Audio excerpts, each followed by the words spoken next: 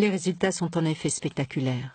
Alors que les médicaments ACT sont jugés efficaces à 80%, la tisane affiche un score de 99% et sans effet secondaire, contrairement aux médicaments. Le résultat était surprenant, positivement, et c'est là que les ennuis commencent avec la médecine conventionnelle. Quel genre d'ennui? Le premier ennui, c'est l'interdiction. À la fin de l'étude, nous devions organiser une conférence. Lorsque nous avons remis le résultat au médecin-chef des zones, tout de suite, il s'est interposé. Il a dit, j'interdis, cette conférence n'aura pas lieu et je préfère que Jérôme puisse se taire et pas communiquer ses résultats à la population. Ils ont vu que la tisane avait un meilleur résultat que les ACT et on nous a fait montrer que les différentes firmes pharmaceutiques risquent de couper leur appui.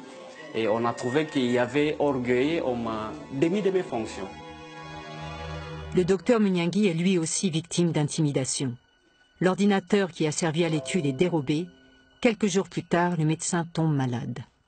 Je commençais à me sentir trop mal, je vomissais, je n'arrivais plus à manger, ça fait presque une semaine et j'avais des douleurs au niveau de l'estomac qui étaient un peu trop atroces. Et là, je suis parti à Goma d'urgence pour faire les examens. Et c'est là qu'on m'a diagnostiqué, voilà, et vous étiez empoisonné. À votre avis, d'où viennent ces ennuis? À mon avis, les ennuis viennent de firmes pharmaceutiques. Qu'est-ce qui vous permet de dire ça? Après les publications des résultats, on a dit aux patients que voilà, la tisane était efficace et eux-mêmes l'ont observé. Et là, les patients n'achetaient plus les ACT en fait. Nous devenons de plus en plus gênants.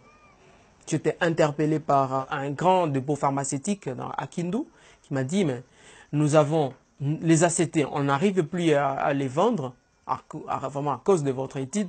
Et là, monsieur, vous êtes en train de piétiner sur nos business.